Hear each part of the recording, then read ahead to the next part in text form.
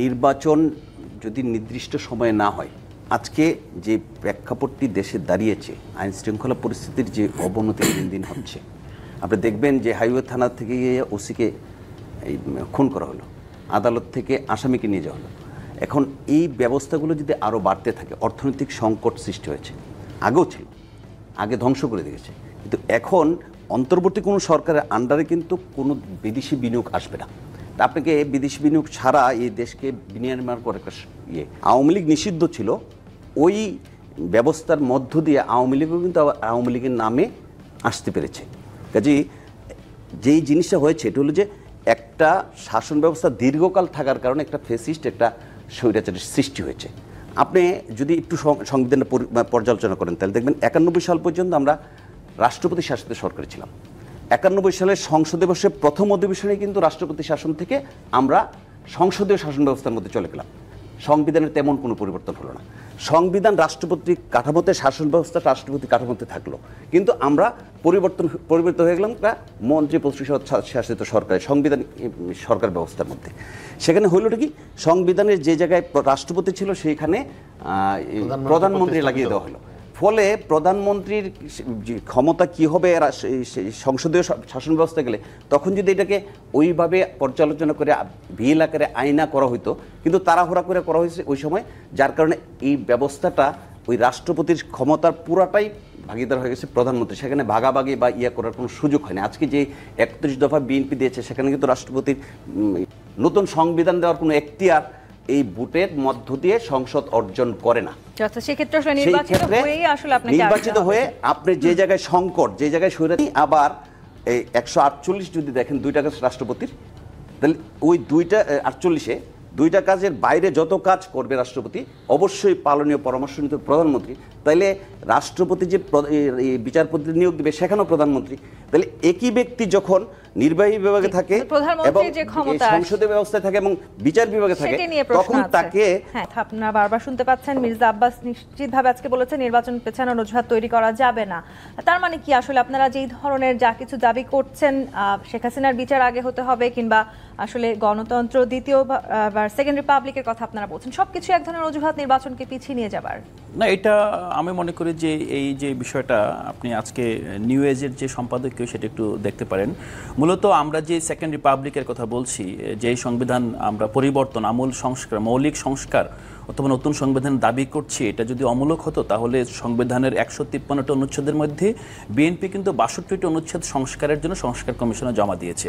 এখন সবগুলো রাজনৈতিক দল একমত যে এই সংবিধান আসলে এটা দেওয়া সামনের দিকে এগোনো যাবে না, এই সংবিধানকে পরিবর্তন করতেই হবে, তার মৌলিক পরিবর্তন নিয়ে আসতে হবে, না হলে গণতন্ত্র সম্ভব না। কিন্তু আপনারা যেমন নতুন সংবিধানের কথা বলছেন, আমরা দেখেন বিষয়টা আমি আবারও বলবো, অবশ্যই আমরা তো নির্বাচন চাচ্ছি, আমরা গণপরিষদ নির্বাচন চাচ্ছি, শেখ হাসিনার বিচার না হবে যে এমন একটা ফর্মুলার কথা তারা ভাবছেন যে হয়তোবা একই নির্বাচনের মধ্যে যারা আসবেন তারা সপ্তাহে 3 দিন হয়তোবা গণপরিষদ বিতর্কের মধ্যে থাকবেন, আর বাকি 4 দিন তারা আপনার এই সংসদকে আপনার জাতীয় সরকার হিসেবে তারা কাজ করবেন, অথবা প্রথম 3 মাস কি 6 মাস তারা একটা নতুন সংবিধানের জন্য কাজ করবেন।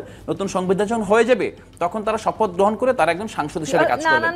এখানে অনেকগুলো ফর্মুলা আছে, কিন্তু আমরা যেই প্রসঙ্গে আসি, তার মানে কি তারা আসলে সন্দেহ করছেন হয়তো নির্বাচিত সরকারের সময় এই বিচার নাও হতে পারে সুষ্ঠুভাবে। আবার সেকেন্ড রিপাবলিক নিয়ে যে কথাটি বলছিলেন, সেই ধরনের স্বৈরতন্ত্র থেকে আসলে আমরা বেরিয়ে আসতে পারবো কিনা এই মুহূর্তে নতুন সরকার চলে আসলে, সেটিও এখনো সন্দেহের জায়গায় আছে। সেখান থেকে বেরিয়ে আসার তাহলে উপায়টা কি? ওনাদের যে দাবিগুলো আছে, সেকেন্ড রিপাবলিক বলেন, ওনারা যে নতুন করে সংবিধান চাচ্ছে, এগুলোর সাথে আসলে আমাদের যে রাষ্ট্র মেরামতের যে আমরা দফাগুলো দিয়েছি এটা কিন্তু অলমোস্ট সিমিলার। এটা জাস্ট ওনাদের সাথে মনে হয় প্রসেসে কনফ্লিক্টটা হচ্ছে। ওনারা যা বলছে আমরা কিন্তু তাই বলছি। যেমন স্বৈরশাসক যে ফ্লোর ক্রসিংয়ের দলীয় সংসদ সদস্য যখন নিজের দলের বাইরে যায় 70, এটা কিন্তু আমরা বাতিল করতে বলেছি। তো আসলে সংবিধানের সব ধারা যে ফেলে দেওয়ার মতো তা না। আমাদের তো বেসিক সংবিধানটা এটা pro people, it's a people's republic of Bangladesh. আমি এটাতে কোনো আপত্তি দেখি না, কারণ আলটিমেটলি সবার উদ্দেশ্য হচ্ছে এক, সংবিধানে যে ধারাগুলো দেশে স্বৈরশাসনকে প্রমোট করে বা স্বৈরশাসনকে আরও এনকারেজ করে, এই ধারাগুলো বাদ হওয়া দরকার। সো এখানে একমত আছে। সেকেন্ড হচ্ছে ওনারা সেকেন্ড রিপাবলিক করতে চাচ্ছে, আমরা সবাই মিলে একটা নতুন বাংলাদেশ করতে চাচ্ছি। আমাদের বাংলাদেশ আমাদেরই ছিল, মাঝখান দিয়ে একটা কালো থাবায় পড়েছিল, আবার এটাকে আমরা নতুন করে সাজাতে চাচ্ছি, এখানে আমরা একমত। ওনারা নতুন রাজনীতিতে এসছেন, ওনাদের যে স্পিরিট আছে, ওনাদের যে তেজ আছে, স্বাভাবিক এটা আমাদের থেকে অনেক বেশি, এবং আমি এটা এনকারেজ করি, it's good for the country. But আমিও বিশ্বাস করি আসলে ওনারাও নির্বাচনের প্রস্তুতি নেবেন, ওনারাও নির্বাচনে আসবেন এবং নির্বাচনে আলটিমেটলি ওনারা পার্টিসিপেট করবেন। আমি আশা করি ওনারা নির্বাচনে ভালো, বিকজ পাবলিক ওনাদেরকে যদি পাবলিকের কাছে প্রান্তিক পর্যায়ে, নট শুধু সিটিতে, যদি গ্রামে গঞ্জে প্রান্তিক পর্যায়ে ওনারা ওনাদের দাবিটা বুঝাতে।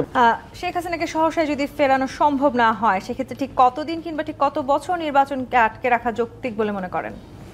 আমি মনে করি নির্বাচন একটা যৌক্তিক সময়ের মধ্যে হয়ে যাওয়া ভালো, তাহলে অনেক সমস্যার সমাধান হয়ে যাবে। বিচার প্রক্রিয়া তার নিজস্ব গতিতে চলবে এবং শেখ হাসিনা সহ যারা এই হত্যাকাণ্ডের সাথে জড়িত তাদের বিচার হওয়া উচিত, এটা জাতি চায়। এই বিচার চলবে, এই বিচার নিজস্ব একটি প্রক্রিয়ার মধ্যে দিয়ে চলবে।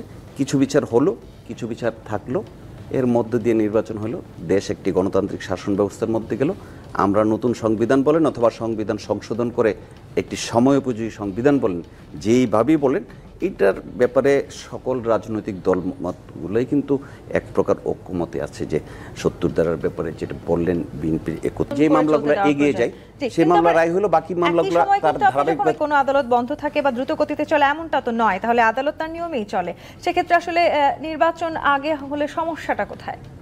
না, নির্বাচন তো দেখেন আগে হলে আমাদের সমস্যা, আমরা কখনো এটা বলছি না, কিন্তু একটা জায়গায় যেটা হেলাল ভাই বলার পর আমি আসলে এখানে দ্বিমত করার কোনো সুযোগ নেই। মূলত আমরা ফ্যাসিবাদ বিরুদ্ধে যে রাজনৈতিক পক্ষগুলো আছে, জনগণ সবাই কিন্তু একটা বিষয় চাচ্ছে যে একটা কার্যকর রাষ্ট্র, যে রাষ্ট্রে আসলে মানবাধিকার ভুলুণ্ঠিত হবে না, সেখানে গণতন্ত্র বারবার প্রশ্নবিদ্ধ হবে না, গণতন্ত্র বারবার হুমকির মুখে পড়বে না।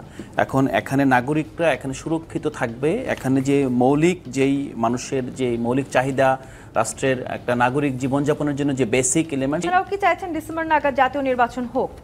না, আমাদের নির্বাচন নিয়ে যদি এটা আগেও হয় আমাদের কোনো এখানে বড় কোনো কনসার্ন নাই, বাট আমরা একটা জায়গায় কনসার্ন, আমরা প্রস্তুতি হিসেবে না, আমরা এখানে একটা জাতির বৃহত্তর প্রয়োজন রাজনৈতিক দল হিসেবে আবির্ভূত হয়েছি।